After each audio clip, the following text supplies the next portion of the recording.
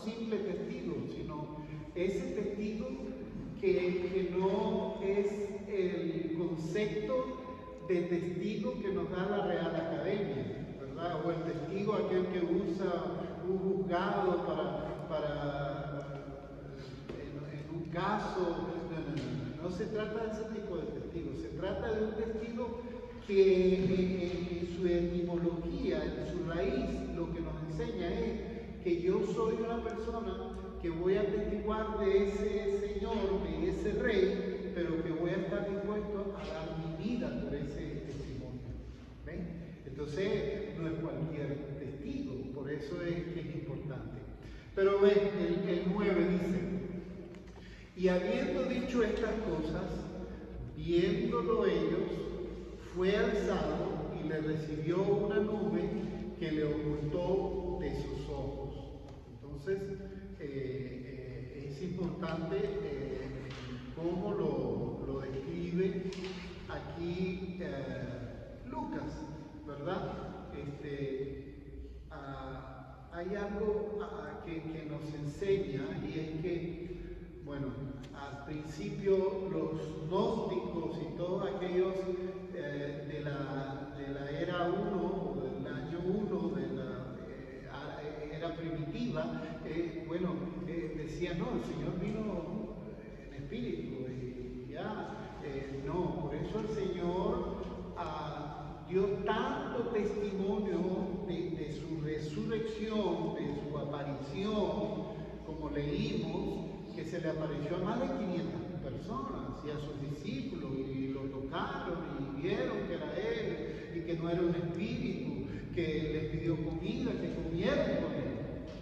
Entonces, es eso, ¿no? Ahora Él está allí, no desapareciéndose, porque no dice Lucas que desapareció. No. Él fue levantado y lo recibió a la nube y así, hasta que ya no lo vieron más. Entonces, ese Señor que está yéndose era el mismo que había resucitado, que dio la vida y que resucitó y que les había enseñado a ellos todo lo que sabían acerca del reino. Entonces, si nosotros vemos en los últimos días del Señor en la tierra, cuando revisamos los evangelios, el Señor aparecía y desaparecía realmente, ¿verdad? Pero no, ahora está delante de los mismos discípulos, y Él ahora es distinto, porque ¿qué es lo que Él quiere? Él quiere que lo vean. Él quiere que lo vean, y que la voluntad del Padre es que ahora, como Él les dijo, la voluntad de mi Padre es que yo me vaya, ¿ok? Y a ustedes les conviene que yo me vaya, pero mírenme, yo me voy, pero como dijeron los dos varones que en los versículos después lo vemos, ¿no? Esos dos varones le dijeron: a ese que se ha ido, Él va a volver. Ya no será en las mismas condiciones de la primera vez, pero Él va a volver. Entonces, qué lindo es que el Señor lo que le está diciendo a sus discípulos: yo me voy, pero a ustedes les conviene, y mírenme, vean, ¿ok? Porque yo no voy a estar con ustedes, pero ahora va a estar alguien que es igual a mí, es lo que le está diciendo, es igual a mí, y Él va a estar con ustedes para donde quiera que ustedes vayan, y hasta el fin de sus días. Entonces, eso es. Ahora, lo que el Señor está enseñando, quizás aquí lo podemos ver, es la nueva etapa de la iglesia. Una nueva etapa. Es una etapa donde ahora el Señor no está presente con ellos, pero el Espíritu Santo de Dios está a su lado, y que estará con Él en todo tiempo, y que no se va a separar, como dije al principio.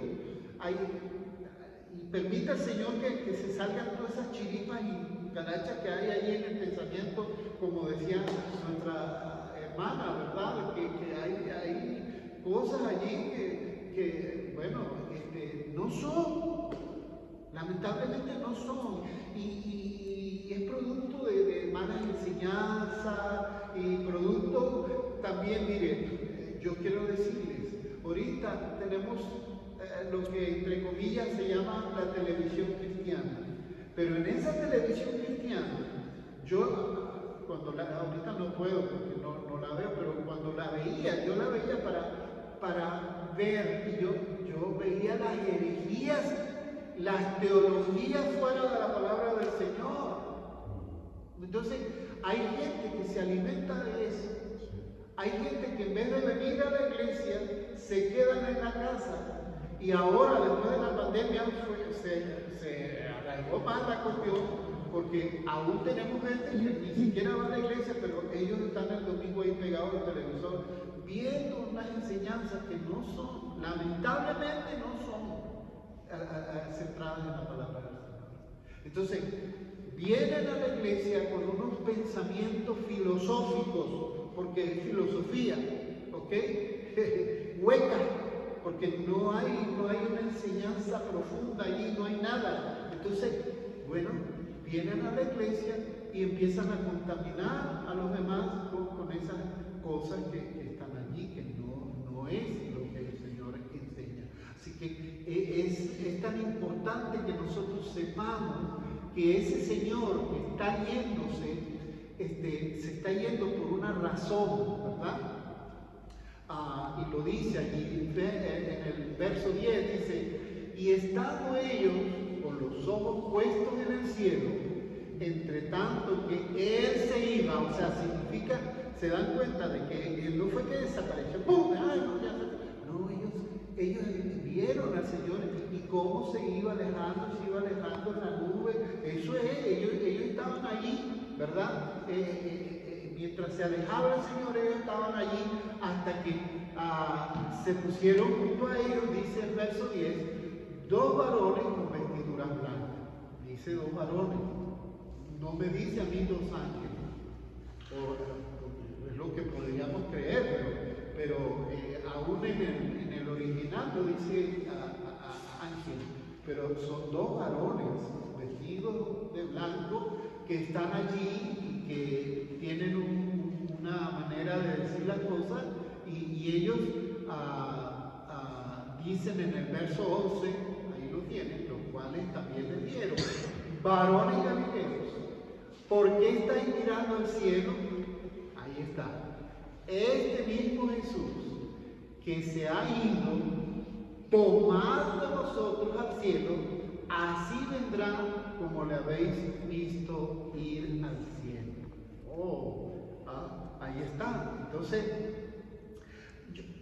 si nosotros nos imaginamos con lo que escribe Lucas, a los discípulos que estaban pensando emocionalmente, quizás ellos ahí viendo al Señor alejarse, ellos estaban pensando, múchale, ahora vamos a estar solos, a pesar de que les dijo que iba a estar el Espíritu Santo, pero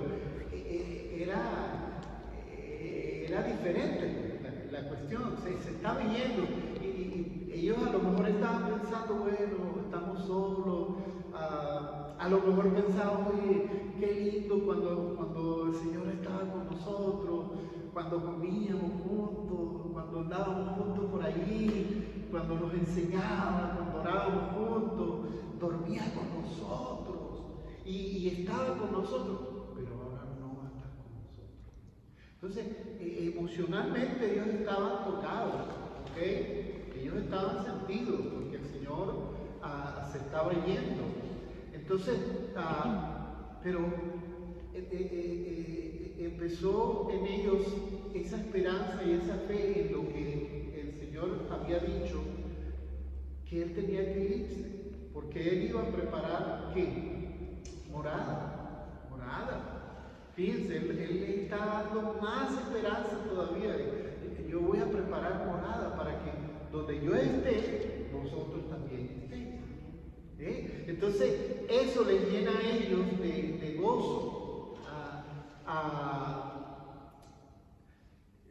Y ellos también pensaba, bueno, sí, tiene razón el Señor que tenía que irse, porque Él va a preparar morada, Él va a estar intercediendo por nosotros día y noche.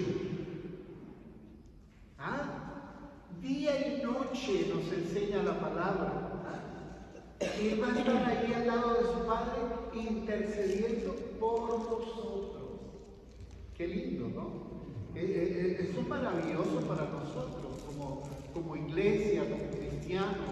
Tenemos que saber que nuestro Dios está allí, al lado del Padre, y que está intercediendo por cada uno de nosotros, por su iglesia. Él, no me acuerdo el nombre del poeta, pero un poeta que escribió y dice que en su libro que el Señor llegó al cielo, ¿verdad? Y cuando llegó al cielo, un ángel le preguntó, y le dijo: Señor, estamos muy contentos de que estés aquí, estamos contentísimos, pero yo quiero hacerte una pregunta. ¿Y ahora quién queda allá?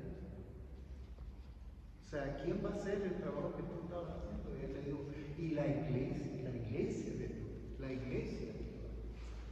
Y el ángel le dice: ¿y si la iglesia falla? El Señor le dijo: no tengo más nada. Entonces, me gusta esa ilustración del poeta porque nos lleva a reflexionar, ¿verdad? Que somos alguien que está responsable ahora de hacer un trabajo, y el Señor nos ha dado esa responsabilidad a nosotros, y lo hizo a través de los discípulos, y los discípulos estaban allí y enseñaron eso, ¿verdad? Porque era importante que nosotros aprendiéramos. Él no va a estar con nosotros, pero el Espíritu Santo ahora está con cada uno de nosotros para ayudarnos, para hacernos fuertes en ese trabajo de ser testigos. Y que si tenemos que dar la vida como lo hizo Esteban, pues no nos va a dar miedo, porque el Espíritu Santo nos va a dar la fuerza como se la dio a Pablo.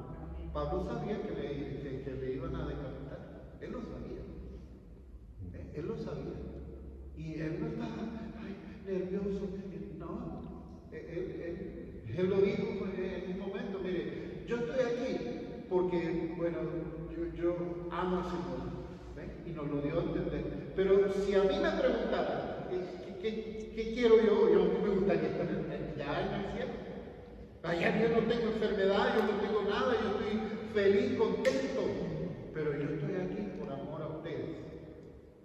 Entonces, qué lindo es tener esa esperanza y saber que el Señor está allí y bueno, el Señor sabía y por eso lo dijo: le conviene que yo me vaya, porque yo voy a hacer cosas que tengo que hacer allá, pero ahora nosotros tenemos esa fuerza del Espíritu Santo, esa fuerza que está dentro de nosotros, que está guiándonos por fuera, que nos lleva a toda verdad, que nos alumbra el camino, que nos redarguye, porque cuando fallamos Él está allí.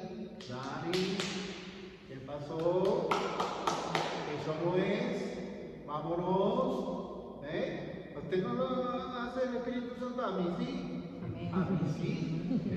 Entonces, eso no es. Vámonos, agarra. Entonces, eso, Él está allí y nos da la fuerza. Y nos ha dado el Espíritu Santo, como lo digo en el libro que tengo, y que hablo de la verdadera inteligencia espiritual. Él nos ha nos ha sembrado algo en nosotros, es un multivitamínico ahí, que es el fruto de su espíritu. Como está en nosotros, allí hay un multivitamínico que comienza. Y dicen los frutos del Espíritu. No son los frutos, es el fruto del Espíritu Santo. Es uno solo que se ramifica y nos llena y nos prepara y nos da la fuerza y nos da la sabiduría para hacer todo lo que tenemos que hacer. Amén. Es como un multivitamínico, le digo yo. Entonces es esto, el Espíritu Santo está allí para hacer tantas cosas en nosotros. Él nos bendice, nos ayuda, nos abre el camino. Bueno, tantas cosas que el Señor hace. Yo me acuerdo de mis tiempos de misionero o de pichón de misionero, cuando era tan joven y andaba con mi maleta y mi mochila de un país a otro, evangelizando y ayudando a levantar iglesias y en todo ese trabajo. Yo dormía en las estaciones y todo eso, y yo hacía eso, pero me acuerdo una vez que estaba en una estación de un país y entonces estaba allí y estaba cansado, tenía hambre, bueno, un poco de cosas, ¿no? Venía de otro país y cuando estaba así, alguien llegó y me dijo: señor, ¿usted ya pagó el impuesto? Y yo le dije: ¿el impuesto? ¿Qué impuesto? Tiene que pagar el impuesto antes de montarse en el autobús, véngase conmigo para que lo cancele allí. Entonces, bueno, yo no sabía. Yo agarré mi mochila y mi cosa y empiezo a caminar, ¿verdad? Y a seguirle. Y entonces el hombre iba bien adelantado y decía: venga, vamos, venga rápido, porque se le va a ir el autobús. Y yo: ya voy. Y yo estaba cansado. Y entonces cuando de repente yo siento algo, una voz que como que no la oigo afuera, la oigo adentro de mí. Es algo extraño, no sé cómo explicarle, pero a lo mejor a usted le ha pasado, pero no fue: ay, yo oí la voz. No, una voz adentro que me dijo: no sigas a ese hombre. No sigas a ese hombre. Por 3 veces yo sigo y ya. La tercera vez, ahí sí me dijo completito: no sigas a ese hombre te va a hacer daño. Y cuando yo siento ya que es el Espíritu de Dios que me está avisando algo, entonces yo agarro y él me dice: venga, entonces, no, yo no voy a pagar. Y le digo así con autoridad y me devuelvo. Entonces en eso que me devuelvo están llamando para ese autobús, y yo cuando me voy a montar, que el guardia me revisa y tal, y entonces yo le pregunto: ¿hay que pagar un impuesto para uno montarse? Yo no sé, es la primera vez que voy a tomar este autobús. Y el guardia me dice: no, aquí adentro, cuando usted esté sentado, va a venir una señorita con un ticket y usted le paga el impuesto allí mismo. Y ya. Porque había un hombre que me estaba llevando con insistencia para allá atrás para pagar el impuesto. Le digo: ¿usted tiene ángeles en el cielo? ¿Por qué? Porque varios turistas los han apuñalado allí para quitarle las pertenencias. Entonces, allí es donde yo me doy cuenta de lo importante que es el Espíritu Santo para nuestras vidas. Que aún en momentos de esos, donde está en peligro nuestra vida, Él nos bendice y nos ayuda. Eso es el Espíritu Santo, para que lo cuento, porque eso bendice nuestras vidas. Y así el Señor, ¿cómo me llama? Hablarle de esto, yo lo estoy hablando con propiedad, porque he vivido momentos con el Espíritu de Dios.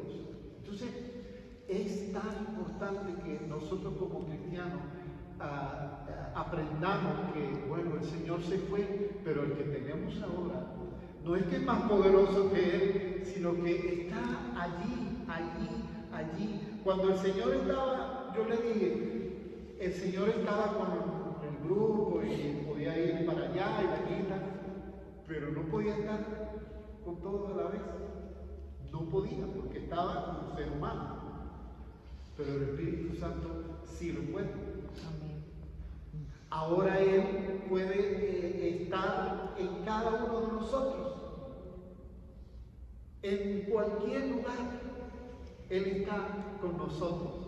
Así que, bueno, es eso, ¿no? Es un misterio, pero es convincente, es una convicción que tenemos a través de la palabra de Dios, de saber que el Espíritu Santo está con nosotros, está en nosotros. Y que a pesar de que yo pueda fallar, pecar, Él no se aleja de mí. Cuidado con eso de que creer que el Espíritu Santo se va a ir porque usted mete la patita. No se va. Él está allí, redarguyendo. ¿Y qué dice el apóstol Pablo? Que el Señor es fiel, pero si nosotros confesamos, nos arrepentimos, Él es fiel y justo para perdonar. Y ahí nos lleva el Espíritu Santo. Vámonos. Usted se cayó, pero levántese. Usted rebaló, pero levántese. Usted falló, pero levántese. No se quede ahí regodeándose. Ay, no, que yo no, ya no puedo, ya, que yo perdí, no. La vida en el Señor se trata de eso, es una carrera, dice el apóstol Pablo, lo enseña de esa manera. Es una carrera y se trata de seguir corriendo. Si usted se para, se va a quedar. Se queda, se le enfrían los músculos, le va a costar. No, párese, siga adelante. Siga adelante.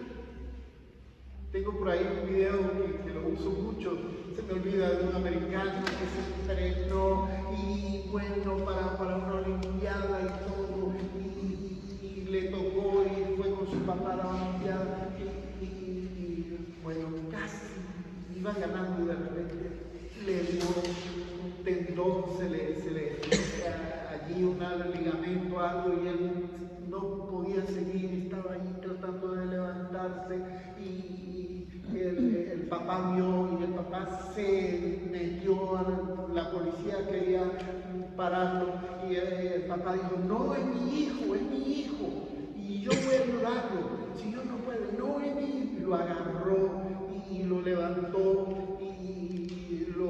y pudo llegar a la meta con él, cojeando todo, pero le dijo, papá, ayúdame, yo quiero llegar a la meta, y lo llevó a la meta. Así el Espíritu Santo con nosotros está allí para ayudarnos, para bendecirnos, y nos ama y quiere eso. El Señor quiere que nosotros seamos fieles. Entonces es tan lindo saber que tenemos un sacerdote. El Señor se fue, pero Él sigue siendo nuestro sacerdote. Amén. Y fíjense, yo los invito a Hebreos capítulo 7, verso 23. Hebreos capítulo 7, verso 23. ¿Alguien lo quiere leer?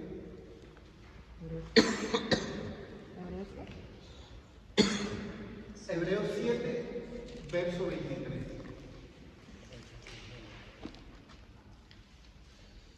Y los otros sacerdotes llegaron a ser muchos, debido a que por la muerte no podían continuar.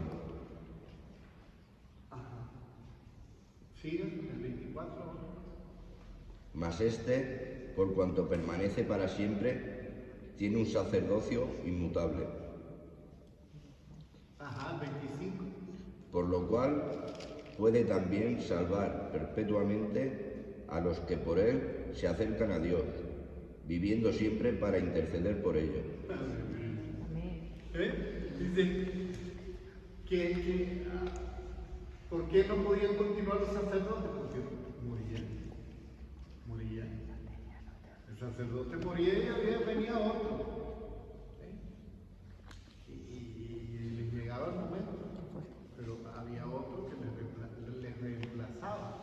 Dice, más dice el escritor de los Hebreos. Más ¿Ah? ¿A quién se refería el Señor? Amén. Más el Señor, por cuanto permanece para siempre. Tiene un sacerdocio inmutable. No muda, no cambia. Entonces, por lo cual puede también salvar perpetuamente a los que por él se acercan a Dios. ¿Y qué dice? Vive siempre para interceder. ¿Por quién? Por nosotros. Amén. Entonces, eso es.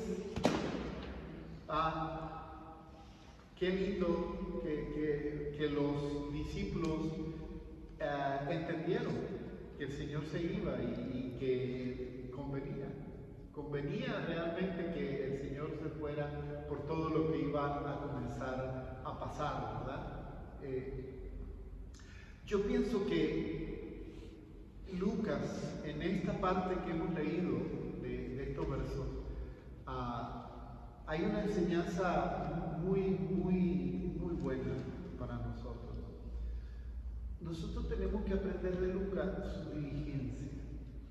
Nosotros tenemos que ser diligentes para Dios.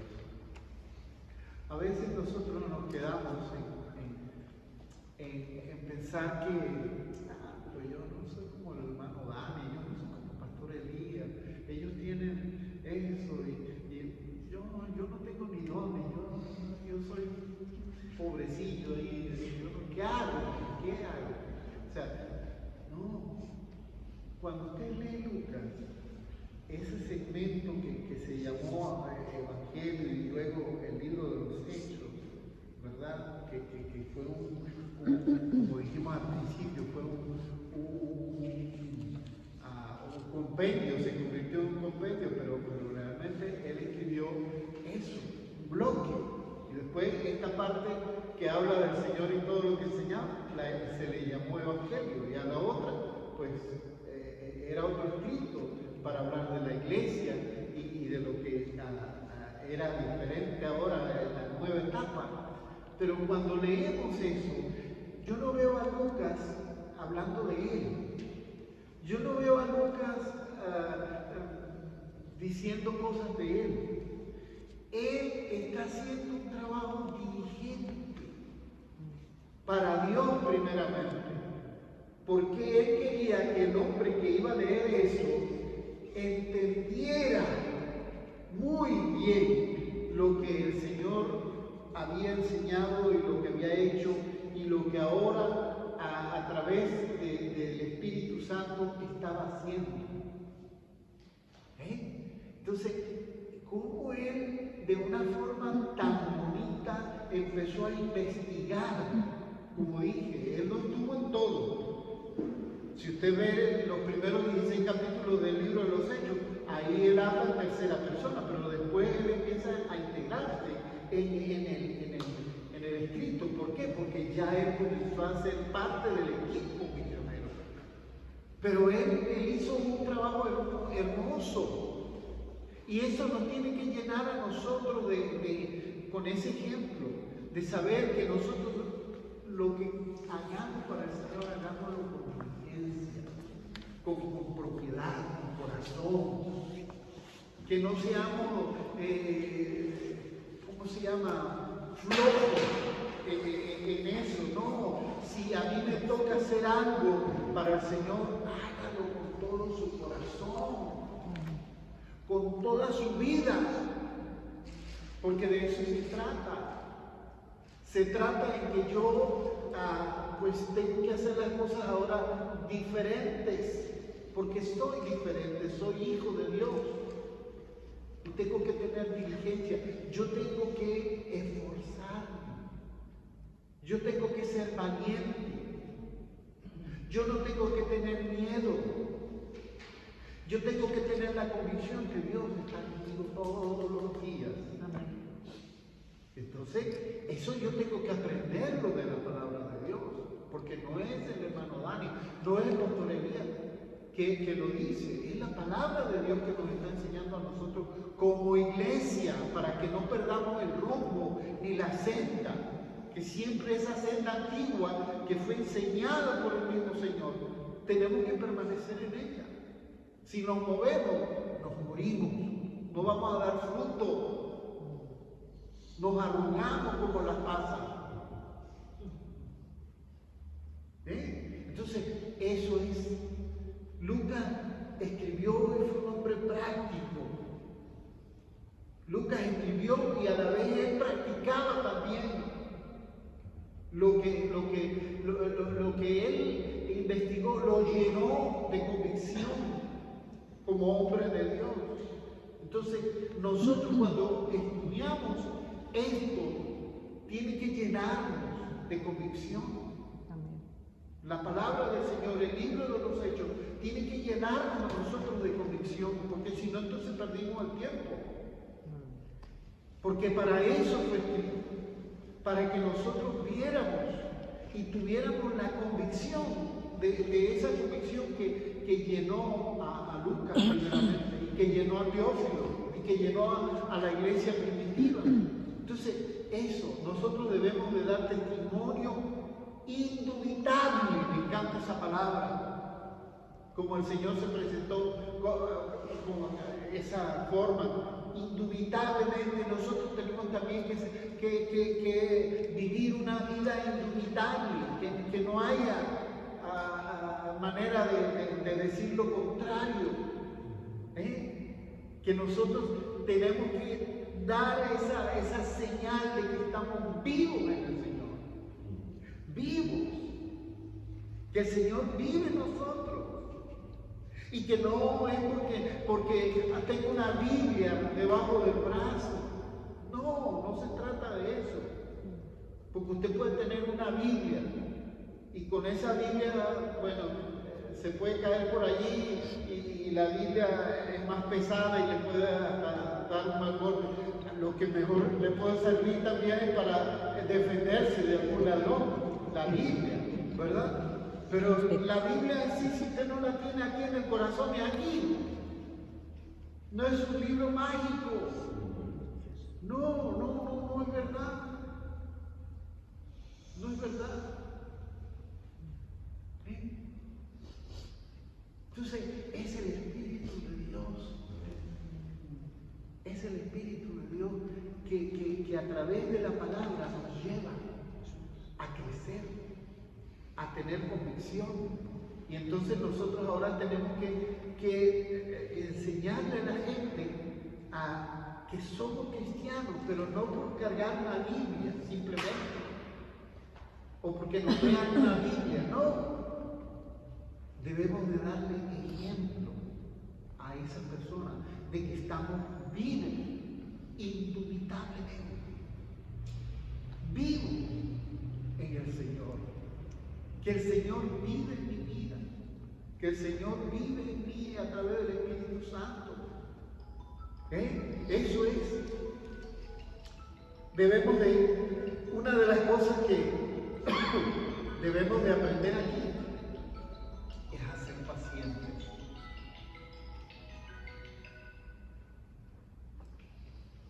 Pacientes.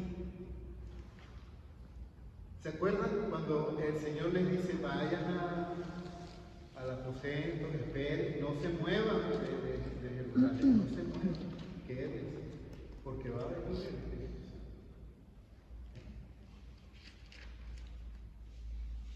Él estuvo 40 días y luego a los 10 días era el día de la fiesta de Pentecostés. Por eso Pentecostés significa 50. ¿Ok? Porque esa es la fiesta de una fiesta judía. Y se cumplía ahí. En Pentecostés iba a nacer la iglesia. La iglesia del Señor iba a nacer allí, con la venida del Espíritu Santo. Y por eso va a ser muy importante todo lo que vamos a estudiar. Yo les animo, no se pierdan esto, porque es fabuloso lo que vamos a ir aprendiendo. Pero, oye, debemos de aprender a ser pacientes. A lo mejor los discípulos dirán, pero bueno, nada, con el Espíritu Santo, y han pasado 4 días, y no pasa nada, y a lo mejor estaban impacientes. Pero aprendieron a ser pacientes, a esperar en el Señor. El Espíritu Santo iba a venir en el tiempo que el Señor lo tenía previsto. Ni más ni menos. Entonces nosotros como cristianos tenemos que aprender a ser pacientes. Ya es algo de nosotros que nos cuesta como seres humanos a ser pacientes, porque todo lo queremos para ayer, no para mañana, no para ayer. Somos pacientes. Y hay personas que por esa impaciencia pierden. Sean pacientes. Esperemos en el Señor. Si el Señor tiene una bendición para usted, va a venir. Amén.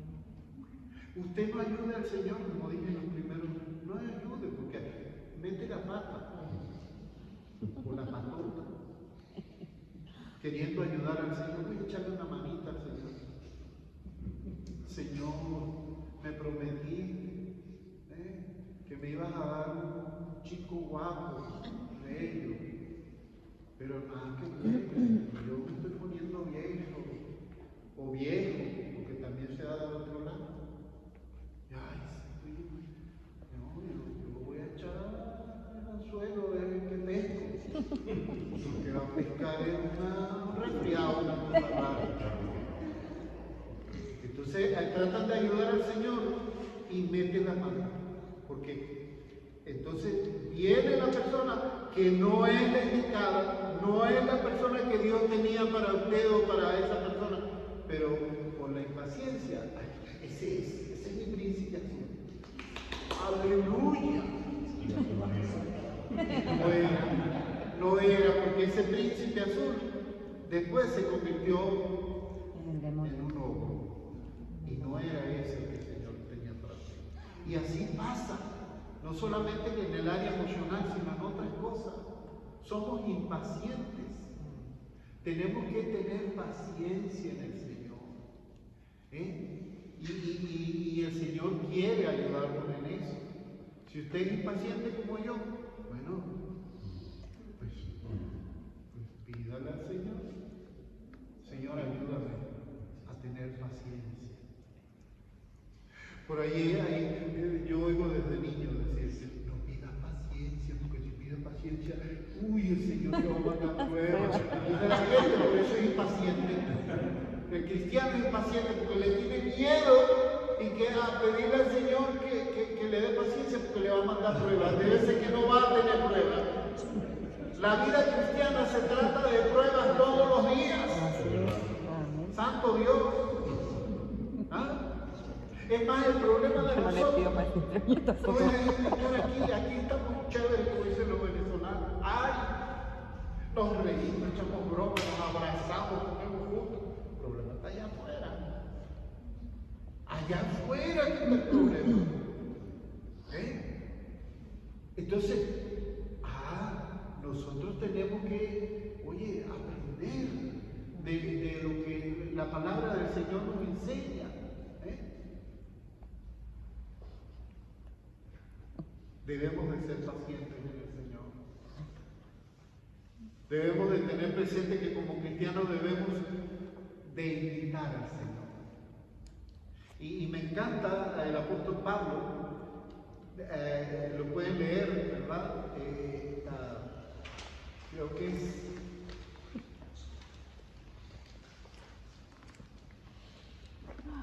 Efesios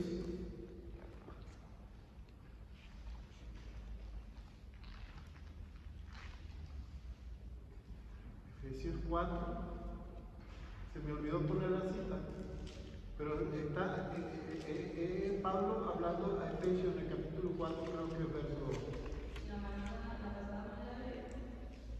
2. Dice, sed pues imitadores de Dios como hijos amados y andad en amor como también Cristo nos amó y se entregó a sí mismo por nosotros, ofrenda y sacrificio a Dios en olor fragante. Wow. El Señor, mire, nos enseña. Y el apóstol Pablo nos dice, tenemos que tener paciencia, tenemos que invitar a Dios.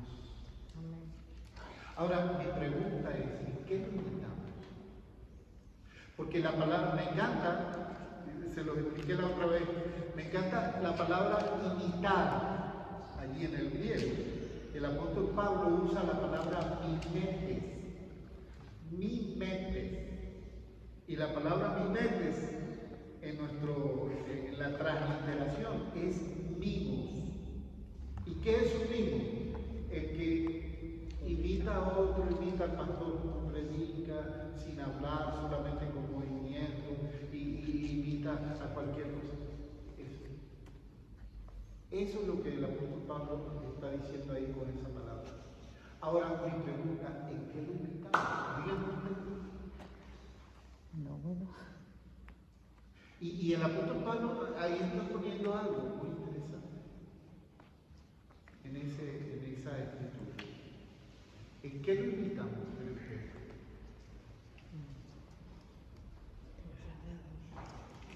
En todo, ¿no?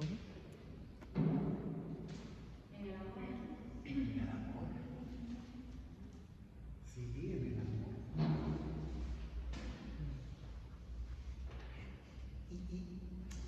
¿Qué dice? ¿Alguien me dice primera de Juan 3:16?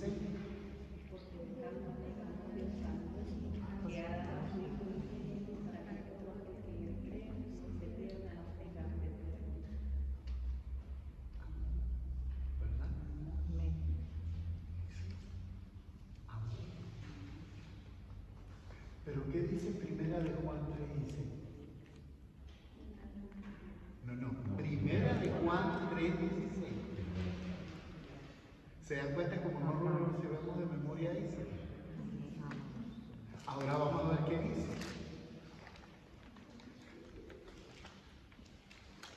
Primera de Juan 3:16, el mismo verso, pero escrito por el mismo Juan, pero ahora él está diciendo algo más profundo ahí acerca del amor de Dios. En esto hemos conocido el amor, que Él puso su vida por nosotros. También nosotros debemos poner nuestra vida por los hermanos. Por eso no lo sabemos de memoria. Porque nos dice ahí que tenemos que aprender del Señor a dar la vida nuestra. ¿Quién está dispuesto a dar su vida? Me dicen, yo puedo dar la vida por mi hijo, por mi esposa, pero por alguien más. Por su hermano. Sí. ¿Se dan cuenta? Entonces yo tengo que imitar al Señor en su amor. ¿Sí? Yo tengo que amar como el Señor nos ama a nosotros. Que Dios, dice el apóstol Pablo, que dio lo único que tenía, su Hijo unigénito, lo entregó por todos nosotros. Ahí tengo que imitarlo. ¿Dónde más ustedes creen que yo debo de imitar al Señor?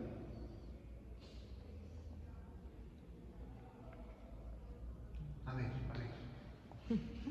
Rápido, porque tenemos un texto ahorita y ya estamos terminando y después no es culpa mía. Después.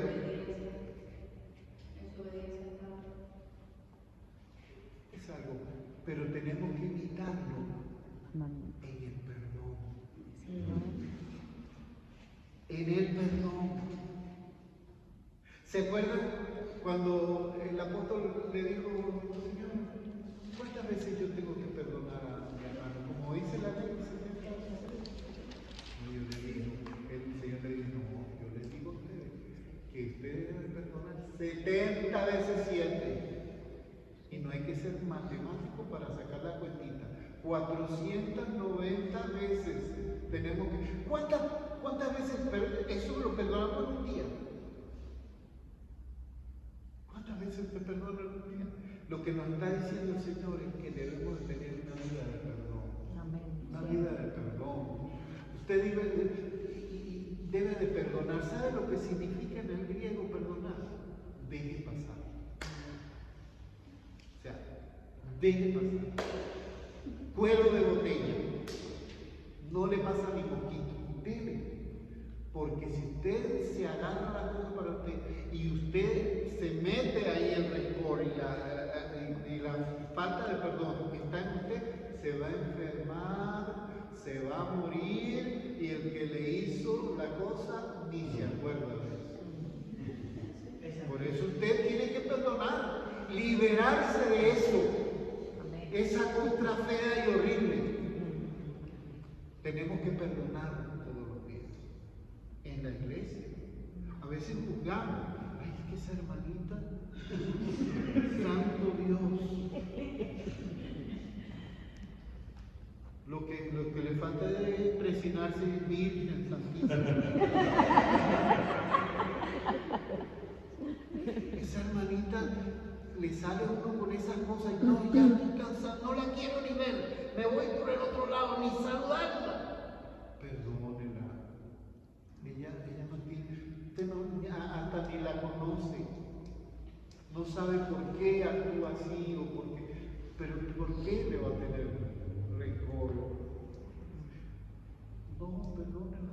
Si tiene que perdonarla todos los domingos, perdónela.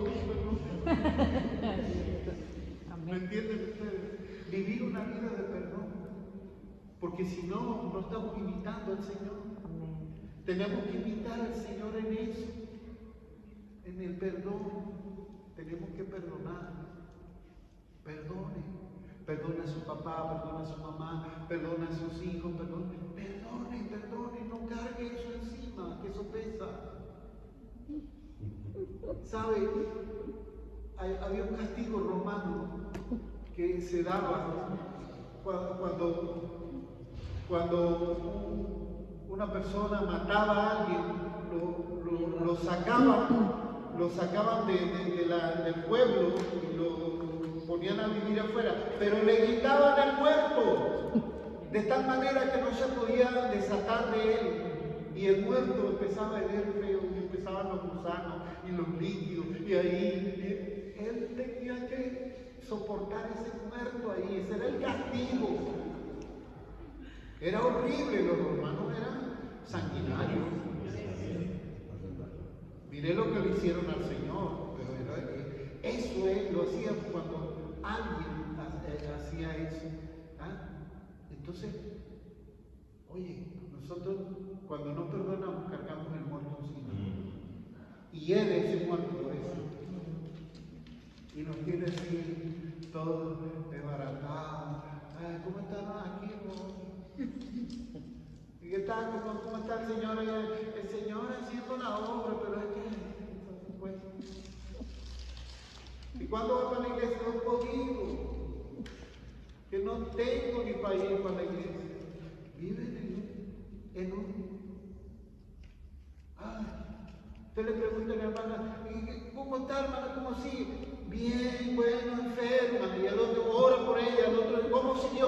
Bueno, me mejoré de esa hora, tengo un dolor en la pierna. Todo el tiempo viven adoloridos, pero la raíz, cuando uno va, porque soy psicoterapeuta, he tenido pacientes con fibromialgia y de todos los pacientes, una se me ha ido bien porque llevó las cosas como aprendió a perdonar. La fibromialgia es una enfermedad que ataca el sistema nervioso y la gente, sobre todo las mujeres, le da eso. A los hombres muy esporádicos, pero eso es la raíz, es la falta de perdón. Entonces tenemos que perdonar, tenemos que imitar al Señor. ¿Sabes? Tenemos que ser fieles, ya para terminar, porque tenemos que hacer eso, si nos dará tiempo. Si nos da tiempo, ¿verdad? La fidelidad es un valor moral que nos faculta a nosotros como seres humanos para cumplir lo que prometemos, para ser fiel en el cumplimiento de lo que decimos. Por eso el Señor nos lo dice todavía en su palabra, que tu sí sea sí, tu no, no. ¡Amén! ¡Yo voy! No va nada.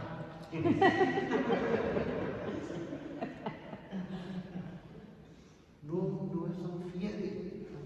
El Señor quiere fidelidad. ¿Eh? Pastor, mire, necesitamos. Amén, pastor, yo soy el primero. No va. No va. No es fiel a su palabra.